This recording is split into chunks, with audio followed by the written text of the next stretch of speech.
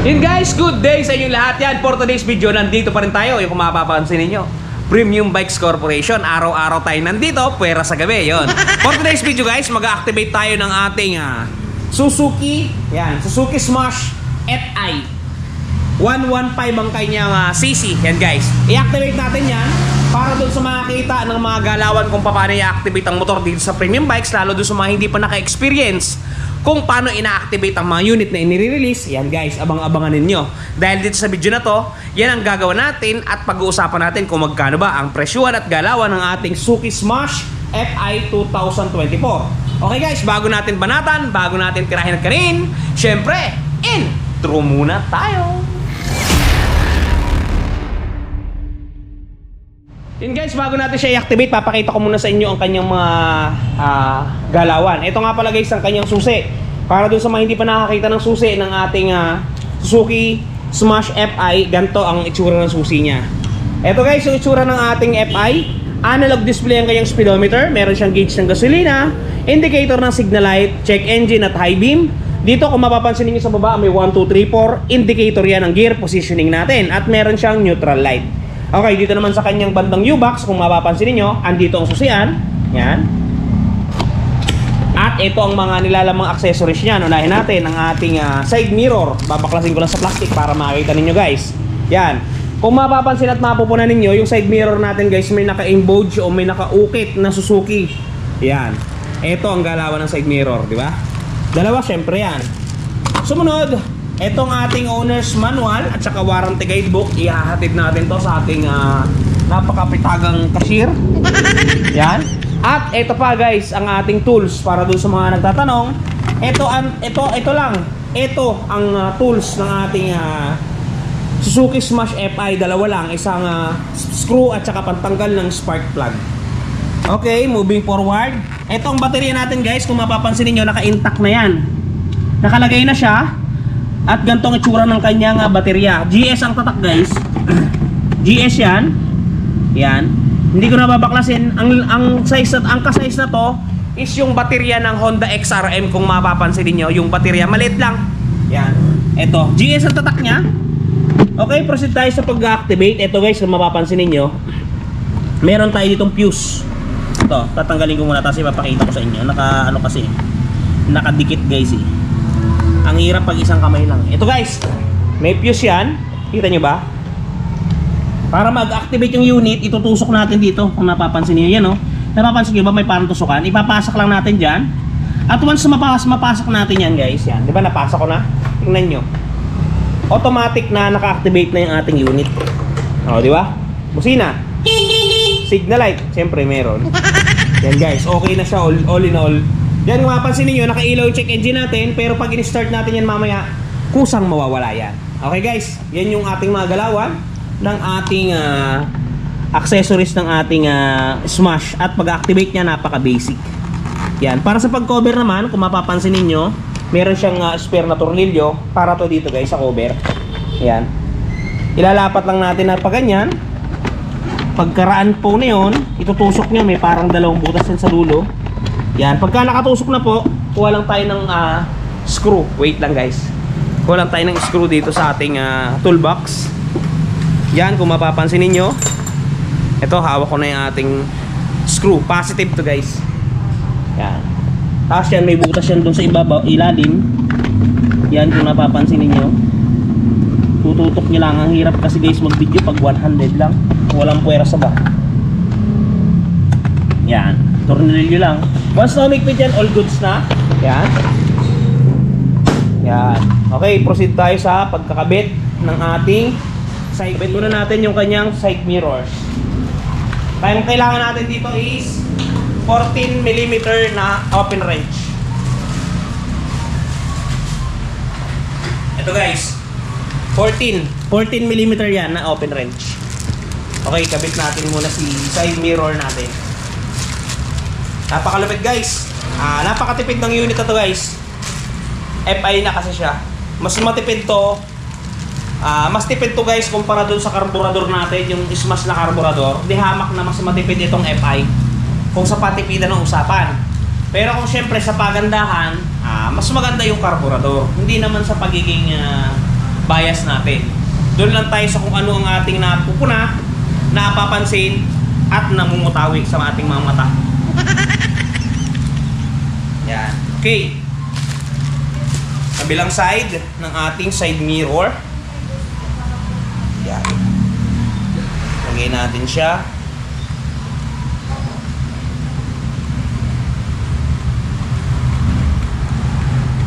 Yun. Okay na. Yan guys, bago nga pala natin siya lagyan ng gasolina, papakita ko muna sa inyo yung presyo ng ating Suzuki Smash. Para doon sa presyo ng ating Suzuki Smash FI, ito ang presyo niya. Kung mapapansin at mapupunan ninyo, ang ating SRP 72,400 pesos.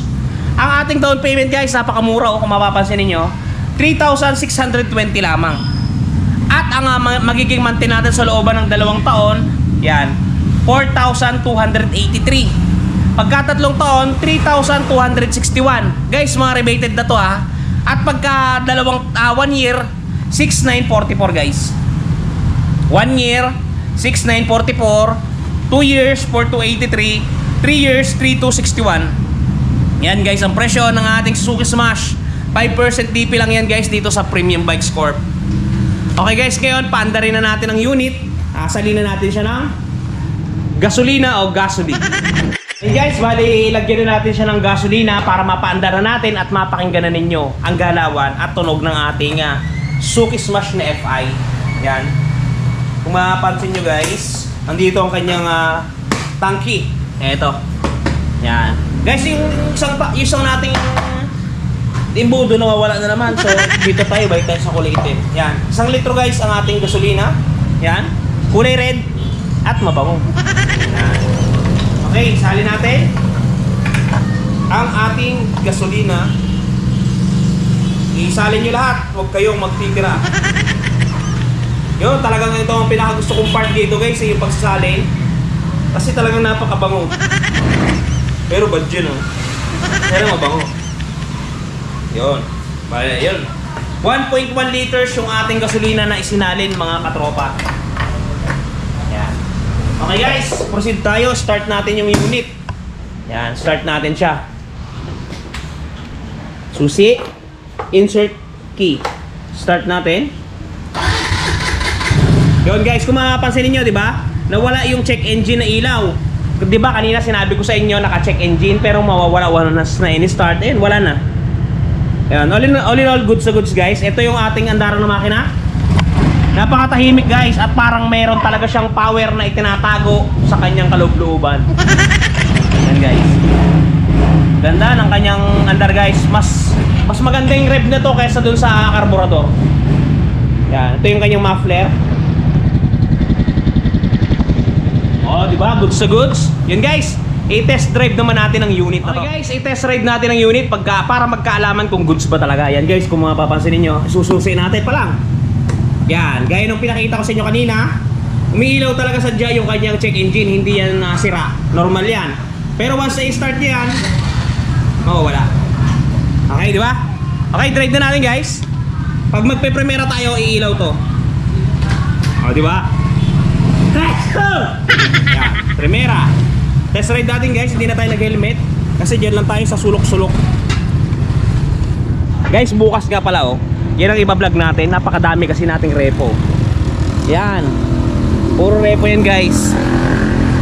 Yan. Wala pa siyang fresh price tag ngayon kasi ginagawa pa lang nung ating kasama. Bukas iba-vlog natin yan para doon sa mga subscriber natin na taga San Jose Occidental Mindoro guys. Grab nyo na guys. So ang gaganda pa ng mga click na yan.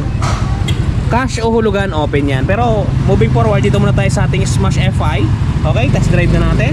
Proceed tayo. And guys, ang ganda ng hatak ng ating unit Goods sa goods. Primera, segunda na tayo. Tercera, kwarta. And guys, pansinin nyo kahit wala tayong masyadong buwelo, talagang goods sa goods yung ating galawan. Malakas yung makina niya guys. Pinaparbante ko anong kwarta Kumahatak naman talaga siya. Goods sa goods. Good item. And guys, hinto muna natin dito. Ipapakita ko muna sa inyo ng buo yung ating unit kasi dito hindi maingay. Doon sa branch natin maingay. Yan guys, kung mapapansin niyo dito, meron tayo ditong shutter key. Yan May shutter key yung ating unit. May pre-keychain pa guys, gusto nyo? Pre-keychain. Di ba? Yan, shutter key. Meron tayong busina dito. Turning light, high-low. Tapos dito yung electric start natin. At dual starting mode yan guys. Pwede din yung tadyakan. Yan pwede yung tadyakan kung gusto niyo. Ganito nga pala yung itsura ng kanyang muffler kung mapapansin niyo. Napaka basic lang, napaka goods. Naka-mugs to guys Naka-mugs. Yan, naka-mugs yan. Pero hindi siya guys naka-tubeless. Yan meron siyang interior. Pero pinaka-the best na to guys, bumili kayo ng pito ng pang tubeless. Tapos lagyan nyo ng tire sealant. Para naka-tubeless siya. Alisin nyo na lang yung interior sa loob. Yan, Suzuki Smash FI. Ganda na itsura na to guys. Yan sa harapan niya, gantong itsura. May logo siya ng Suzuki. Headlight natin medyo malaki. Parang kamukha siya ng shooter guys. Yung harapan natin, mugs. Ang ganda ng mugs ito guys. Doon ako naganda sa mugs niya. Diba? Ang ganda pati ng kulay candy red. Yan yung ating disc brake. Medyo nakahiga yung ating guys. Yung ating block.